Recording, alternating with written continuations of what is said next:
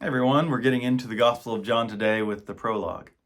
In the beginning was the Word, and the Word was with God, and the Word was God. He was in the beginning with God. Everything came into being through him, and apart from him, nothing came into being that has come into being.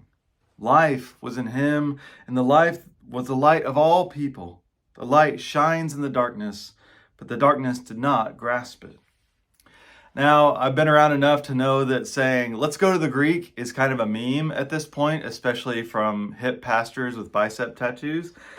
But John uses a lot of very specific words repeatedly, and they seem to carry a lot of weight. And so as we go through this gospel, that's kind of something we have to do. We have to dig into words like faith or eternal life and what they might have meant for him and for us. But the first word that we have to dig into is word. The word here is Greek, in Greek is logos, and that's the term that John uses here for the pre-existent Christ. This is before the incarnation, before becoming Jesus of Nazareth, we have the word. And logos, it meant a lot of things to a lot of different people in John's time. In the Hebrew mindset, it was associated with wisdom, like in Proverbs 8 is very similar to this poem. And so it's about God's creative power, all things created through the word, right? When God creates by speaking.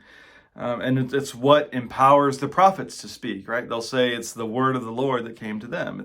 So John's bringing that side in. And then you have Greek philosophy. They would talk about the logos as, well, logic, right? That's where we get that word.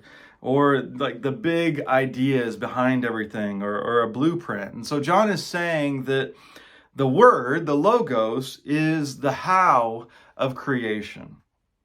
Everything was made through it by the Creator. And so the word, in a sense, is the logic on which the universe operates. So, what is the logic behind the universe?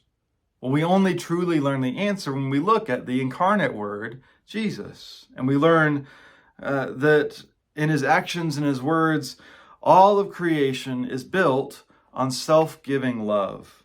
Right? When the blueprint becomes part of the building, that's what we see. Life comes through the offering of life. Death is the path to resurrection. And in fact, it's not just in Jesus. This logic is present in all of creation. Just look outside and you'll see what trees and flowers are doing right now, right? They're springing up after they had fallen down. It all points to the same story.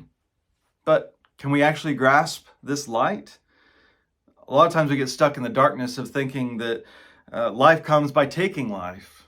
That sacrificing means sacrificing others, not ourselves, our own selfishness. And so when our hearts and minds are darkened, it is hard to understand, but the darkness can't overcome. It can't truly grasp it in either sense, because life endures all things. And why? Because it runs on the logic of love.